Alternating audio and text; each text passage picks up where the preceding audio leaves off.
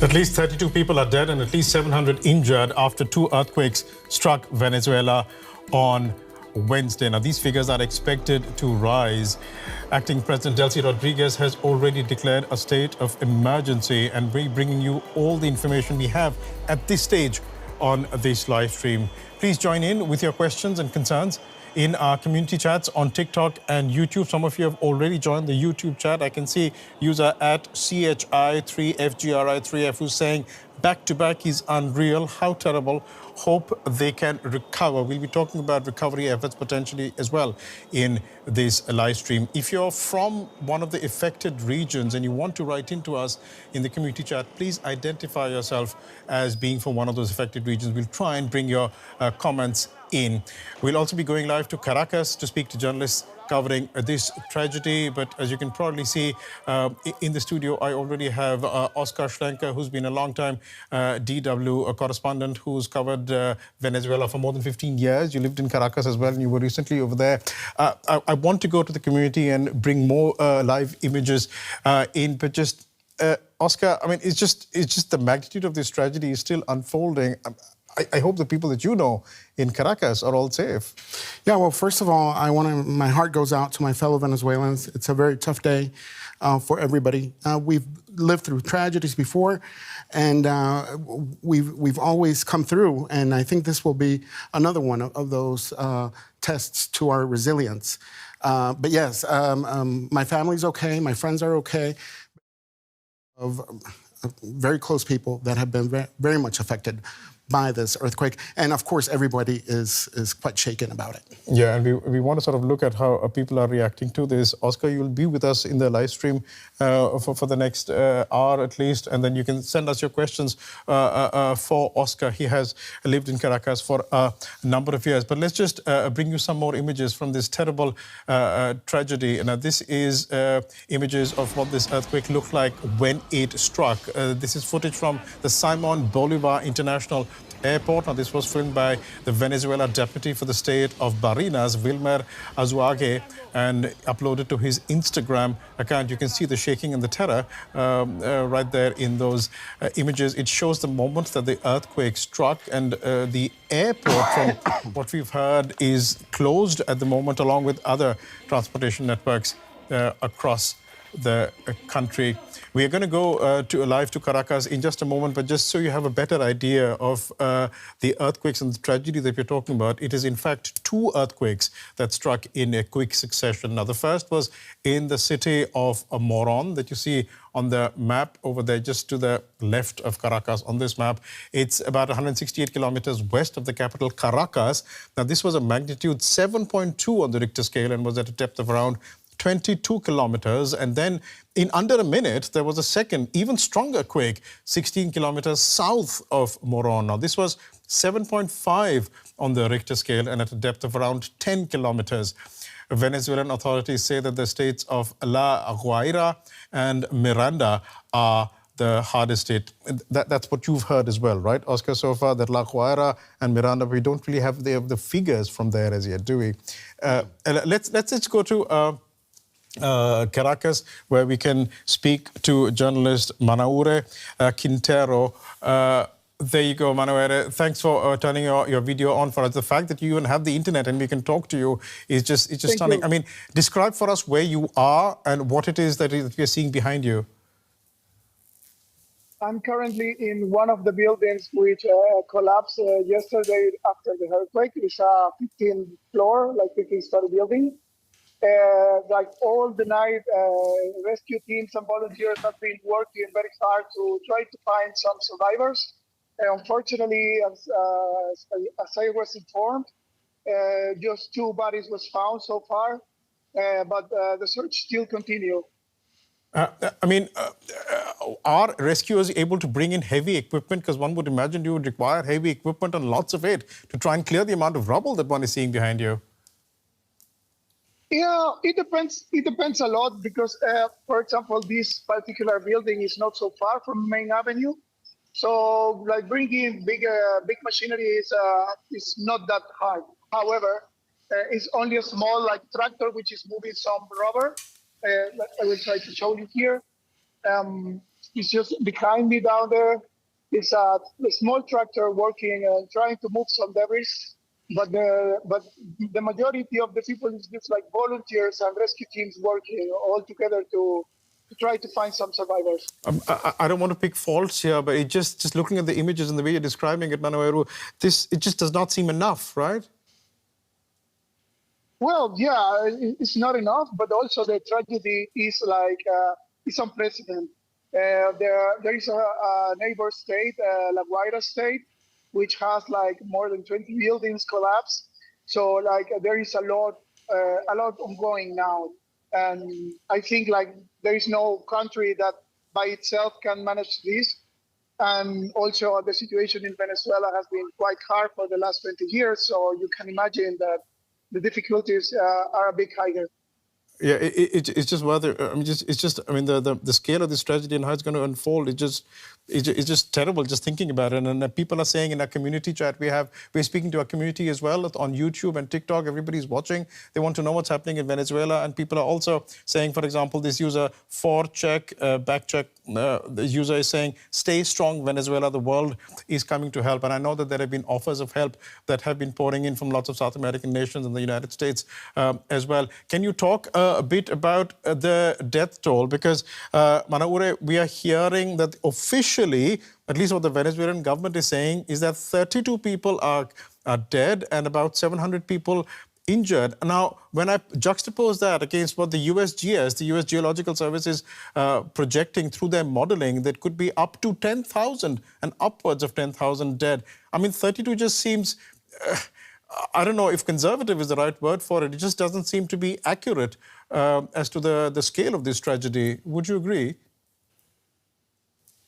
Well, I would agree, but at the same time, by the things that I've been watching since yesterday, it's really hard to just get people out of buildings like this one in just a matter of hours. You know, like I'm not trying to defend anyone here. I'm just saying that it's really difficult to bring people out of so much rubble. So I think it's the death toll, like the real death toll, is gonna be out. Like it's gonna be public in a few days. The visuals that we're seeing behind you, is it fair to assume that these are the kind of visuals that will be repeated all across Caracas and the greater Caracas area of collapsed buildings, and we still don't have a full picture of the extent of the buildings that have collapsed? Yeah, it's true. Also, it's important to remind that Venezuela's laws in the 70s, if I'm not wrong, is like obliged constructions to be like anti-Semitic. So there is a lot of buildings who could survive the earthquake. So it's like about like old buildings who have been collapsing, or new buildings who have been constructed out of the law. Yeah. So in the Guaira state, which are like a lot of like public housing programs called Misión Vivienda, who were built between 2010 2015, like the majority of them or collapse or are very much damaged. So like the big picture, I think that we're gonna see it like later today. I think there is a lot of colleagues going all around the country, all of the affected areas. And I think that very soon we will start seeing a big picture of what really happened here. Delcy Rodriguez, the acting interim president, is saying that La Guaira state is the worst affected. Can you tell us something about the kind of damage that one is expecting over there? We haven't seen any images from there, and I know that the official death toll of 32 does not include any damage from La Guaira state. That's what Delcy Rodriguez was also saying. What are you hearing on the ground about the damage in La Guaira state, which neighbors Caracas? Well, yeah, you can see on social media a lot of like videos from citizens, and you can see like all the shoreline, which is like very extensive. I was around 20 kilometers, and you can see the smoke of all the collapsing buildings. And now, like if you will see on X, former Twitter, you can see that there is like the amount of buildings that collapse in La Guaira state is a lot more than in Caracas. And it's like really visually, like it's easy to see. Manaure, I cannot imagine the night that you and other journalist colleagues like you must have had. But then, what is happening with the people who were living in buildings? And we're hearing of aftershocks. I'd imagine that they are not going back into their houses. I mean, what is happening with them? Are they on the streets? Is somebody taking care of them? Or have they Yes. gone back to their homes? What's the latest there? Yes, like I have seen, like I did not sleep, like I've been working all night, and I've seen people sleeping in their cars, people sleeping on squares, on public squares. There's like also people who have set some tents in public squares or in the streets or in the corner, like in any space which is considered safe. There is just people waiting for the unknown. Is there any help coming their way? Are they getting, I don't know, a little bit of food or water, medical aid? Yes, like community by itself is helping. Like I also have been helped. Like I've been provided with water, with food, like with electricity in case of many people. The Venezuelan people have been going through a lot. So Yeah. like we developed this kind of sensitivity toward each other, and I think this is the most important. Also, there is also well known that there are many countries which are planning to send some help and rescue teams. So I think the people of Venezuela is very patient waiting for this help. You know, I just need to bring some of these comments that we're seeing on our community chat, Manaure, as you work in the field and as people are on the streets waiting for help. Users are commenting on TikTok, for example. This user at Mukamat SPX7E saying, "Sorry for the loss of people and property. In Venezuela. May God comfort you and strengthen you." People are expressing general concern. There is also from YouTube a user at forcheck, backcheck, paycheck saying, "We're hearing tens of thousands dead. This is a major event." I mean, one just wonders how much, I think the truth will unravel itself as we go along. I do need to ask you, Manaure, you are on assignment and you haven't slept through the whole night. Can you continue to talk to us? Can I keep asking you questions? Or if you need to go, you could go and we could try and contact you again later. Which one would you prefer? I can stay for a few minutes. Yes, it's okay. All right.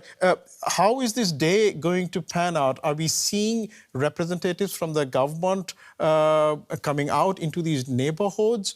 Or is it just people just waiting for help from anywhere? Well, mayors from municipalities have been like going to their places. Like, they're going to the street, they're showing up. After just 30 minutes after the earthquake, I saw like police officers, like paramedics, just going out. They just go and do their work. They do whatever they can. They are trying to support in every way possible. I think that at this moment, like there is no political involvement right now. Like this is just Venezuelans helping Venezuelans. Is that surprising to you that it's only Venezuelans there for each other and not the government? No, I'm not saying that the government is absent. I think it's just maybe it's taking their time, maybe it's evaluating something. I'm not an expert on politics. I'm just a photographer who's trying to show what is happening here. And to me, it's just like I'm not the right person to say the government is taking too long or too short on our response. Fair enough. Just one final question, Manaure. I know you do need to go. Does everybody are they okay? Has anybody in your near circle been affected by this? Do you know about everybody's whereabouts? Well, luckily, like the closest people I still have in this country, they're okay. They have no big damage. Many of them would manage to get back to their homes. Some others, well, I still need to try to contact many of them, but my family is okay.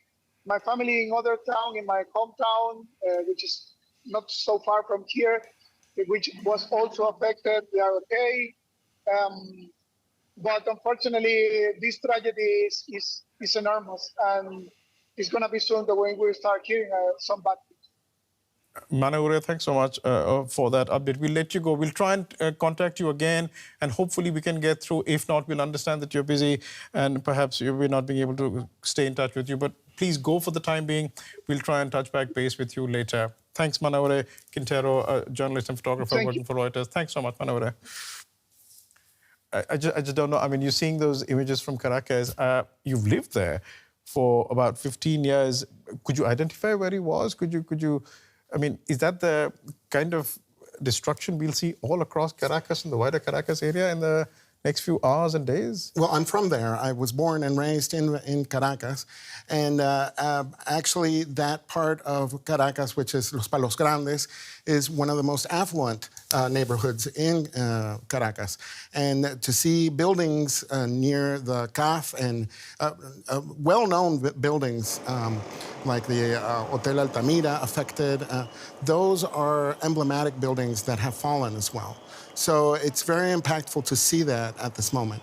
I have seen videos of how the earthquake went down in the barrios, for example, Petare, 23 de Enero. These are shanty towns or favelas, and they could resist much better the impact and the force of the earthquake than some of these buildings. But the most impressive part is La Guaira, of course, because that's where we all Venezuelans come in through the airport. That is the airport to enter Venezuela, which is Maiquetía.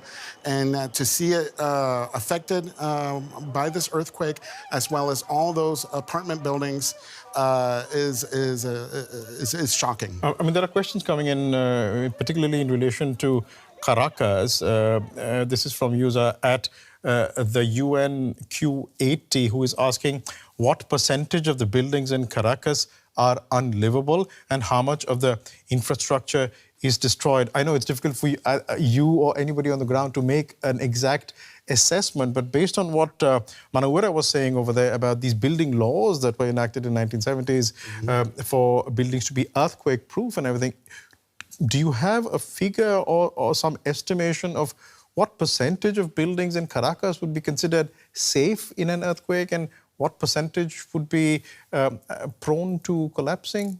Well, I think most of them, because I think most of people building after the 1967 earthquake did enact those rules to have anti-seismic apartment buildings built, because that was also a very dramatic earthquake that we had in the 60s. So I do think a lot of these buildings could support such an earthquake, and most of them did, actually, in Caracas. We are seeing a small percentage of buildings, because there's a lot of buildings in Caracas that have collapsed, but there is a lot of damage. I think we're going to hear more and more about it throughout these weeks and months on the damage of these buildings and how they've affected. What is impressive is what happened in La Guaira, because La Guaira, they were also affected by the 1967 earthquake, but they also had another tragedy 26 years ago, which was a big a flood that ended with the lives of tens of thousands of people. We don't know exactly how many, still to this day. So that is why the estimates of death tolls are difficult.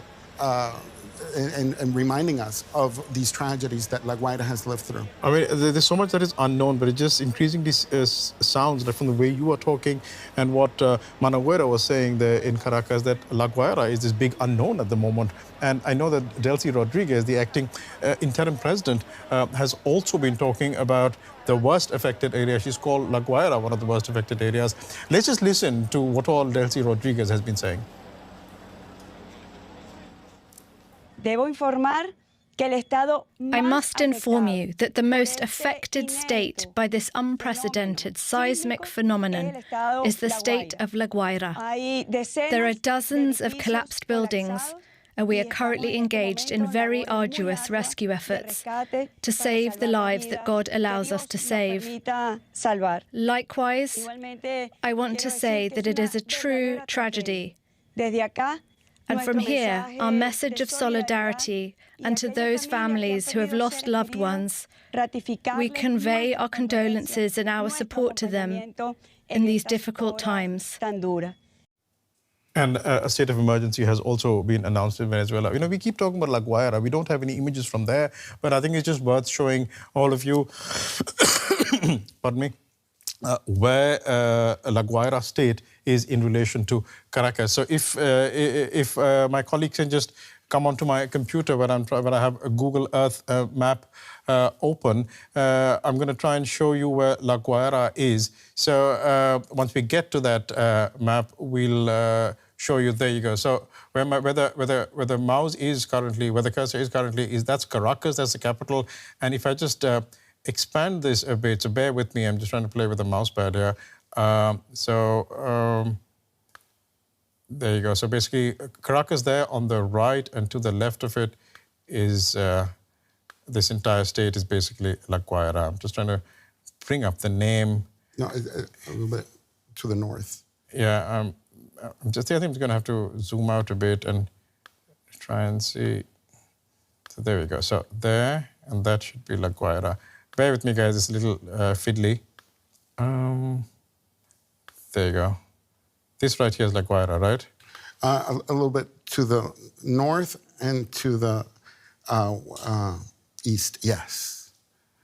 All that coast, yeah. All that, and that's like that's the Caribbean coast. Maiquetía there, you see it. That is the airport, and it was heavily affected to the point that flights have been stopped. So there's a lot of Venezuelans stranded in other countries because they're not being able to go back. Because of the airport. And this is the Simon Bolivar International Airport, yes, right? Yes, that's the Simon Bolivar International Airport. That's correct. So the airport is closed. You know what? Let's just try and show you some images from the airport, because that's what we began this live stream with, the shaking and the rattling in Simon Bolivar International Airport, which is currently closed. We'll try and bring that up. There you go.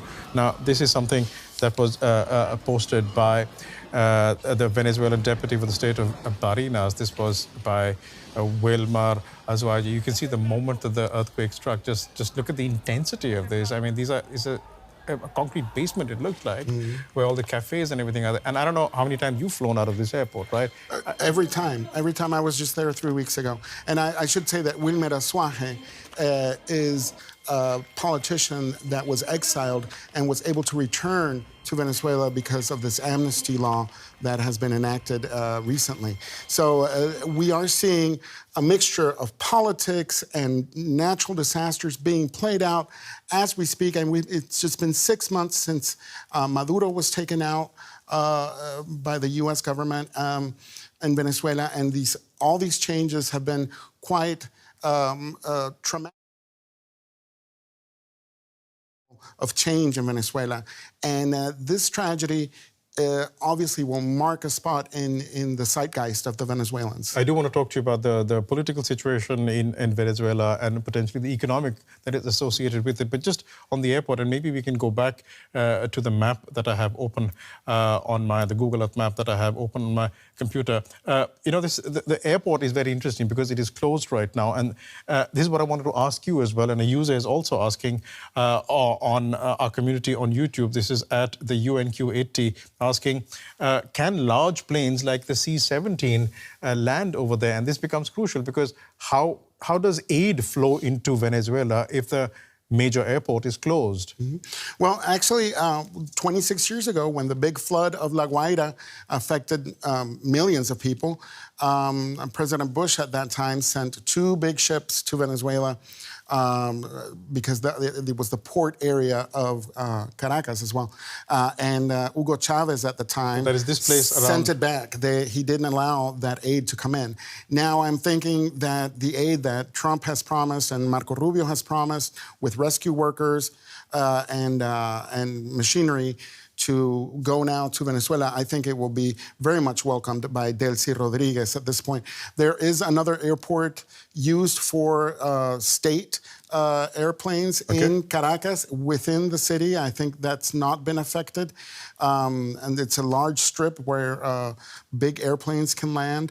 Can you show me where this is? So I'm going to try and zoom in so we can just keep zooming into Yes, Caracas. go up. It's north of Caracas. This is Vargas. Yeah. Vargas, it's just that the name of the state has been changed recently several times.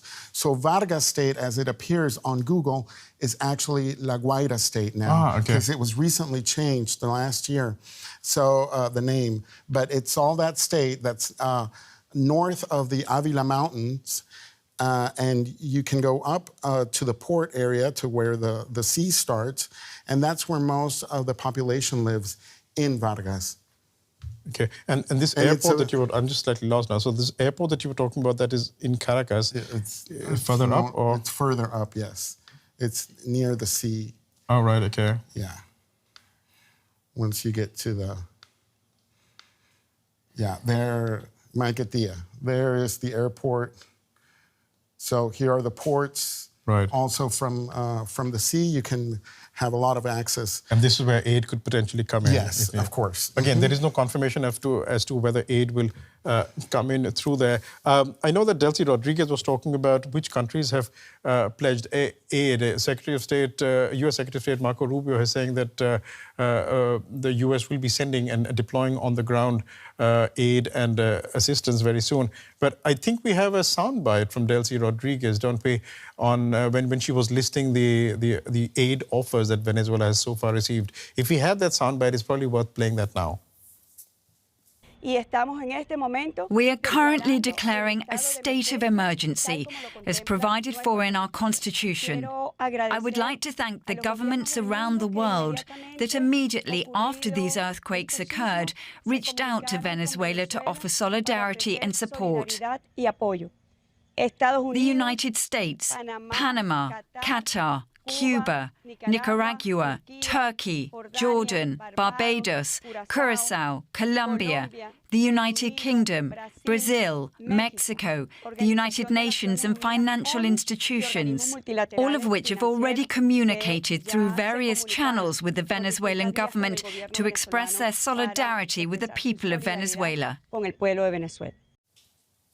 Right. You had the acting interim president over there, Delcy Rodriguez. We do have a journalist on the line now from Caracas. Noris Soto should be on the line for us. I'm just going to try. Noris, are you there? Can you hear us? Yes, I can hear you. Hello. Hey, Noris, thanks so much for making the time at this very terrible time. I know that it's been a terrible night for you and for millions of others who live in Caracas and also Venezuelans. But where are you right now, and what are you seeing around you? Okay, well, I haven't been able to return to my house because there we lost all connectivity and electricity since the minute the earthquakes started to happen. I haven't been able to return home. I had to sleep elsewhere, and we were able to sleep only 3 hours or so because there were so many several aftershocks during the morning, in the middle of the night. What we saw was a lot of people on the streets, many people unable to return to their homes and to their buildings. Some of the buildings completely collapsed, and others just, resented because of the shocks of these earthquakes. We were just listening to Delcy Rodriguez there list out the number of countries and the offers of help that Venezuela has had. But what is happening on the ground now? How much presence do you see of rescue personnel, potentially heavy equipment trying to clear away debris and rubble to get to potential survivors? How would you describe those scenes? Is that happening in front of you? No, it's not happening right in front of me because I'm a little further away from the disaster zone. Okay. But what I've been able to see and to speak with people living nearby this situation is that the help hasn't been enough. There's not enough rescuers. In fact, the local authorities are calling on neighbors and regular people to help the rescuers to try and save as many people as possible. So far in Chacao, which was the disaster zone in the capital in Caracas, because it's sitting on top of the biggest seismic fault, only 18 people were rescued as of now. So local authorities, the mayor, and the rescuers are asking for people to come and help because the capacity is not enough to respond to these kind of tragedies in the country. I don't want to assign blame or anything. I'm just trying to understand what is happening here, Noris. And again, this is not the time for finger pointing. But given that you already said, and we also know that Venezuela sits essentially on a fault line, it's an earthquake-prone area, so to speak. And therefore, we saw the building bylaws also change to make it possible for buildings to be earthquake-proof. Are you surprised that there wasn't a better preparedness in terms of having personnel and equipment in place to potentially deal with devastating earthquakes? I'm not surprised because, well, first of all, Venezuelans are not used. We are not used to these kind of situations happening. Even though we are, like I said, we in Caracas are sitting on top of a big seismic fault.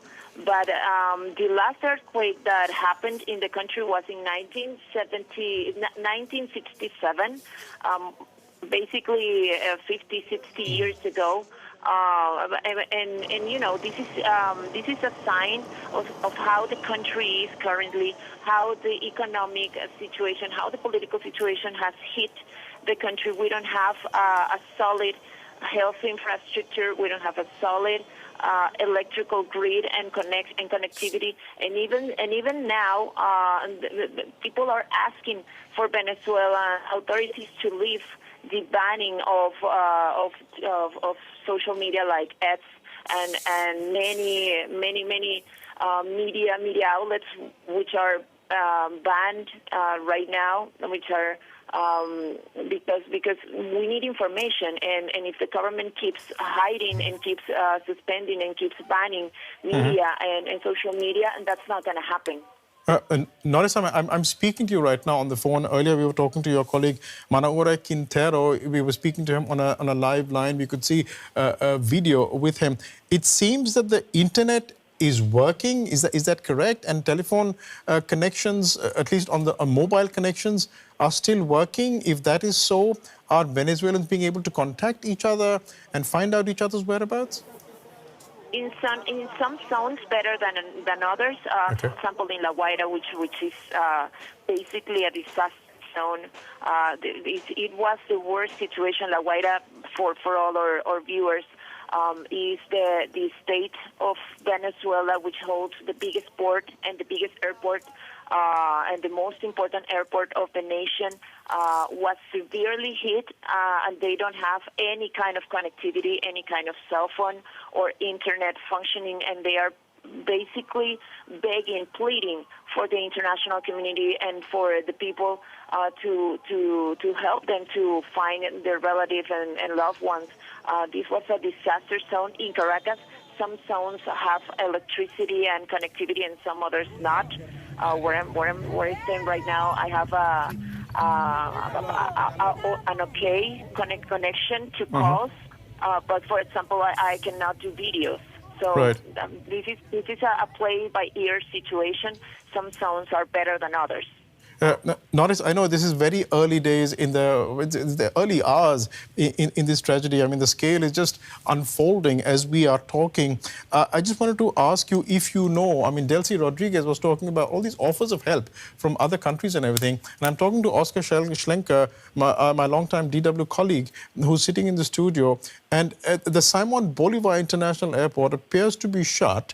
And we're just wondering where all this aid will come in from. I mean, if the major airport is shut, do they go to the alternate airport north of Caracas, or does it come in through the ports? Do you know anything about that? Probably what will happen is that this help will reach the capital, but to another air base, military air base, which is basically in the heart of the city, La Carlota. Maybe we could receive some help from there. I don't think that the international airport is up to the task right now. It was severely damaged. Maybe I think that the port ran the same luck. You know, I think that all the help that we could receive will be channelized by La Carlota, which is in the heart of the city. Okay. What about you, Noris? I mean, how are you? How are you dealing with this? I mean, you are a journalist, but you're also I'm sorry, a resident of Caracas. How are you coping with this? What are you feeling? Well, it was very shocking. It's unlike anything I've ever felt in my life. I've never felt an earthquake or a big natural disaster like this. We were on a holiday, so our viewers know we were on a public holiday. We were basically Venezuelans. I was at home watching the World Cup, and on my PJs, and then I feel this shock. It was like the air was roaring, like a big roar. And all I could hear after that was broken glasses, shattered, smashed things. My dogs were very nervous as well. And all I could do was try to make it to a safe point in my home and pray for it to stop. It was very, very shocking. I'm still nervous. We weren't able to sleep very much during this morning. So, yeah, it's something really, unlike you've ever felt. I mean, I'm just so thankful that through all of this, you're still being able to talk to us and you're working as a journalist, even though you're living this tragedy as you're reporting on it. Just one final question. I mean, have you been able to be in touch with your near and dear ones? I hope they're all okay. Yeah, that was the first thing that we did. After things settled a bit, we went to see our family. I went to my parents. They are okay, thank God. Basically, my near family, everyone is good. But there's a lot of people who didn't make it at this point. We are brokenhearted. That's all I can say. Noris, and that's a very powerful thing to say. Noris, I won't keep you any longer. Thank you so much for making the time through this terrible tragedy as it unfolds. Thanks so much for reporting on it. Noris Soto, journalist reporting there from Caracas. We have updated information that we can share with you along with live images from Caracas. And as we've been talking, Oscar, the official death toll now has gone up from 32 to at least 164 people, and 971 people are being reported injured. This is information coming from the acting president, Delcy Rodriguez. But again, Oscar, as we've been discussing, I mean, as we're looking at these live images from Caracas of this collapsed building, this death toll is unfortunately expected to go up higher, right? I mean, the USGS is just, so our viewers know, did a modeling on the scale of the tragedy, and it said the death toll could be upwards of 10,000. I mean, it could come to that, couldn't it? Yeah, I wouldn't be surprised if it would. It's very sad that it would come to that. But we have seen it before, these very conservative numbers given to the public by state officials in other catastrophes like the pandemic, for example. However, we are expecting to get the truth out as we have seen more opening for journalism in Venezuela in the last 6 months. Obviously, there is still a lot of blocked web pages. There's still a lot of journalists that need to return to Venezuela, like myself, that I want to go back. There are still a lot of information that needs to come out, and there's a lot of work to be done in that aspect so that we get the truth of what's happening. People are writing in our community chat windows, and this is something from TikTok I'd like to bring up. I mean, one of the overall sentiment in TikTok on YouTube, where we are sending this out live, is of sympathy and solidarity with Venezuela. We have user from TikTok at OPY5295 saying, pray for Venezuela. A question from user at Wisconsin247 from TikTok, who was asking, what is the scale of the earthquake? It was 2 earthquakes within about a minute of each other, 7.2 and 7.5. There's an interesting question. I don't know. And a lot of aftershocks as well. And a lot of aftershocks. There have been more than 20 aftershocks, and that's what Noris was talking about.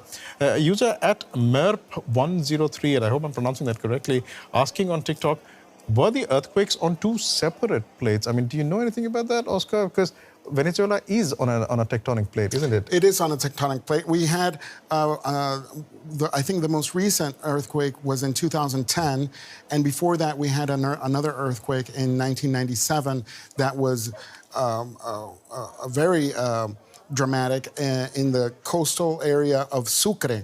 were those two last earthquakes, Cariaco and then in Cumana, close to Sucre.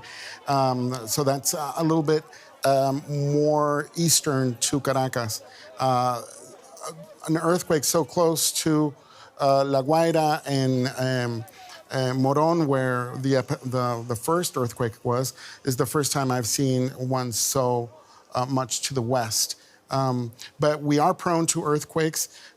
There is a famous quote from Simon Bolivar, who's the forefather of Venezuela, said, the liberator, that said, if the nature opposes us, we will confront it and make it obey us. It's just so interesting. And that was back in an earthquake in the 1800s that was devastating for Caracas as well. I mean, it's interesting you mentioned the name of Simon Bolivar because, as Noris was saying, Venezuela was celebrating a national holiday on the Wednesday that marked Simon Bolivar's victory over the Spanish nation, right? Yeah, I mean, and there was the Batalla de Carabobo on the 24th of June. It's interesting you bring that in. I mean, just so our viewers know, these are live images from Caracas that we were showing there, and shortly we want to be able to bring you a live, not a live report, but an earlier report that our correspondent in Caracas, the DW reporter, had prepared. It's not yet ready. We'll try and bring you that report that was in the immediate aftermath,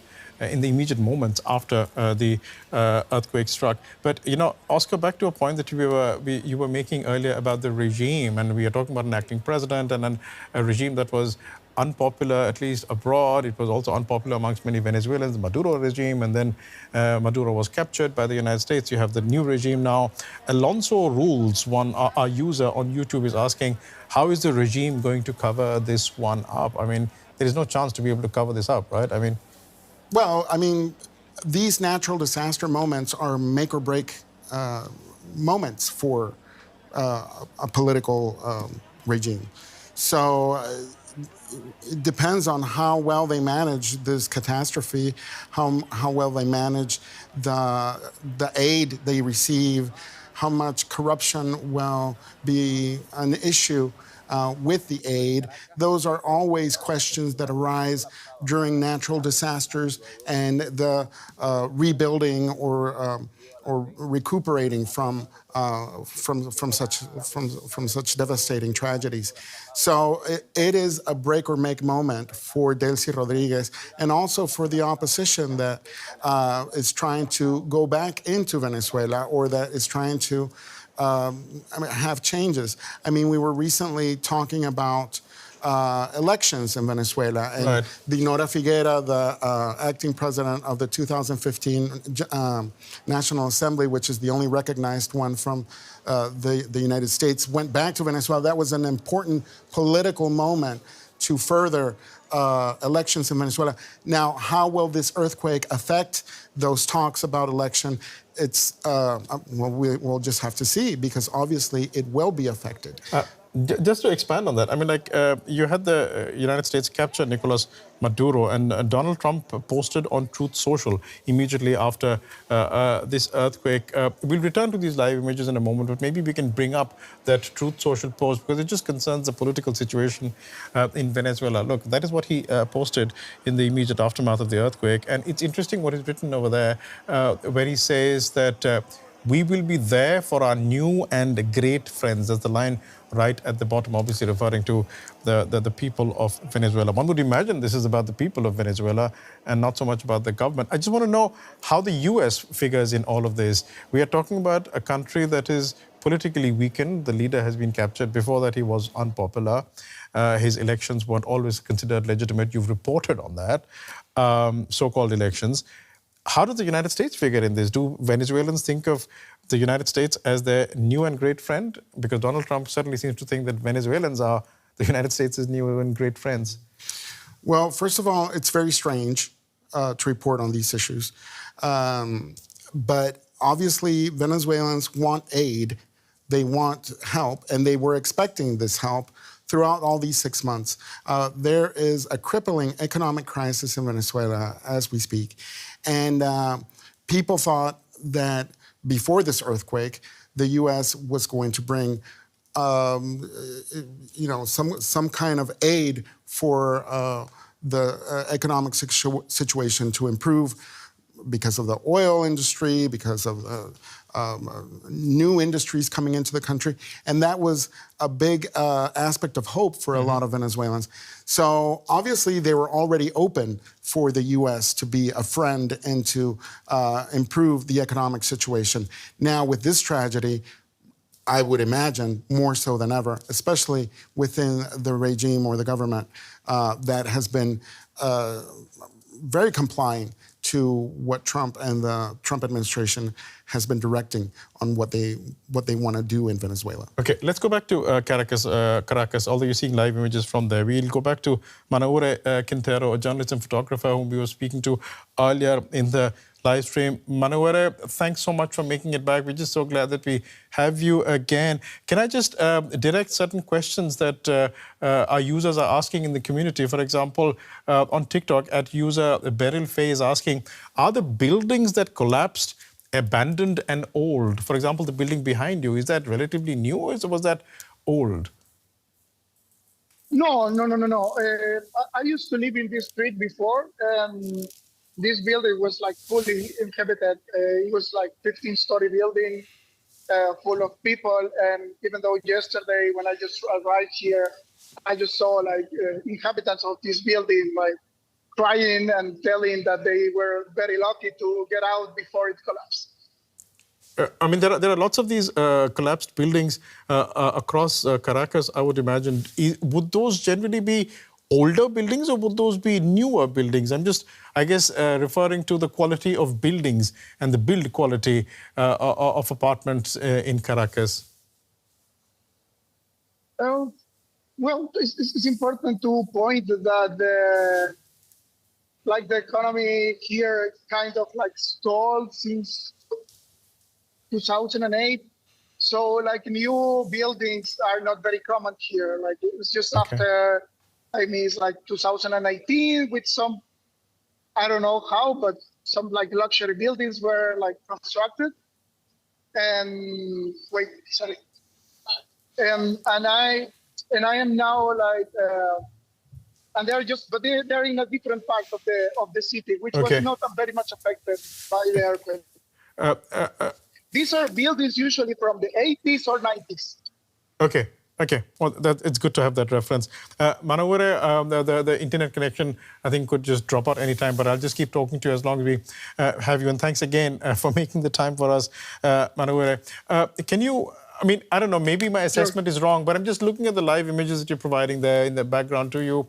I mean, everything seems to be moving in a calm fashion. Nobody appears to be panicking or anything of the sort. Is that, firstly, assessment true? And does that suggest anything about, I don't know, people resigned to the fate that they have at their hands now and just waiting for the next stage of help to arrive?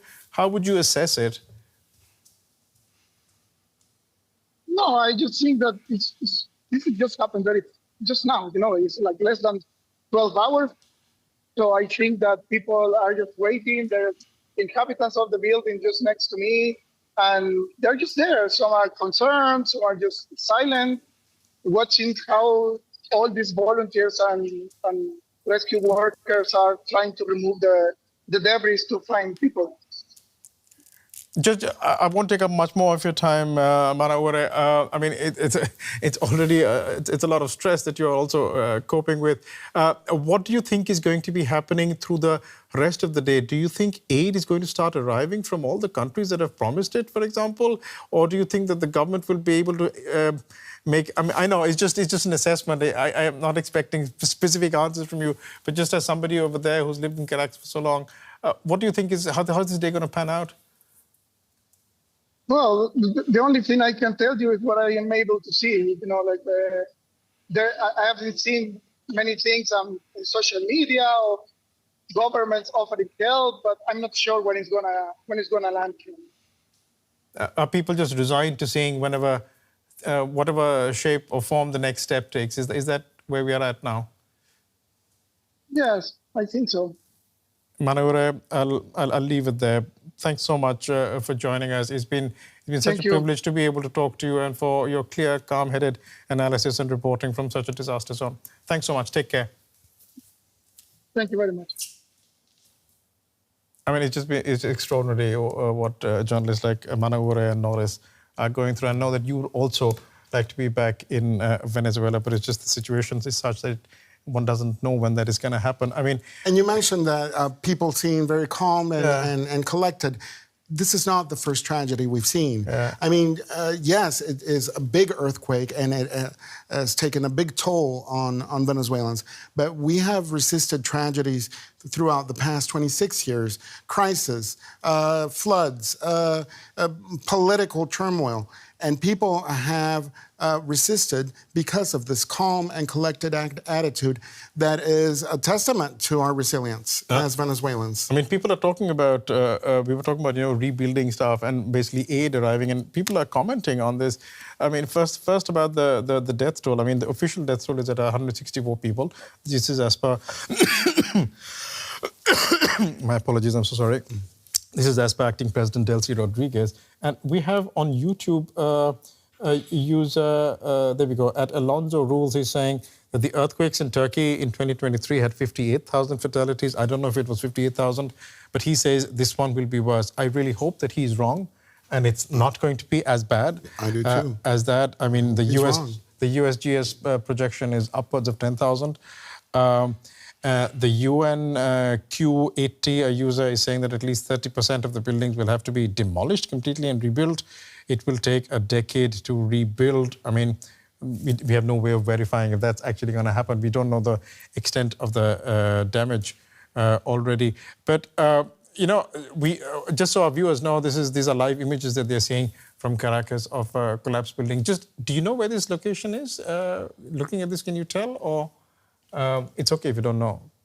I mean, I think that's where Manaure was, right?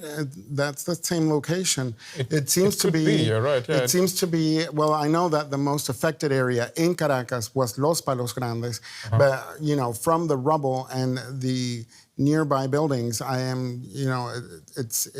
It's unrecognizable to me. Right. But if it is Los Palos Grandes, which I think it is, it's one of the most affluent neighborhoods in Caracas, which is very surprising to a lot of people. It's emblematic to many demonstrations as well from the opposition because of it's one of the most safest neighborhoods. Okay. So it's very shocking to see that in rubble. One of our other colleagues, DW reporter Alvaro Algara, is in Caracas, and he sent us his first impression right after the earthquake. Let's just play that report now. As you can see, hundreds of people have left their buildings here in Caracas after this earthquake that happened just minutes ago. Everybody got out of the buildings. A quake of 7 points on the Richter scale.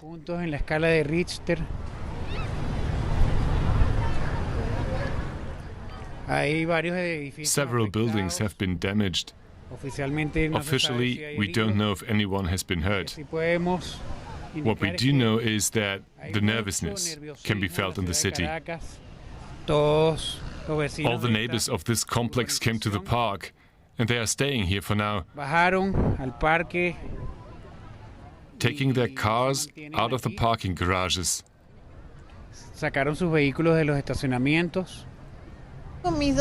My two daughters helped me carry him down the stairs in his wheelchair.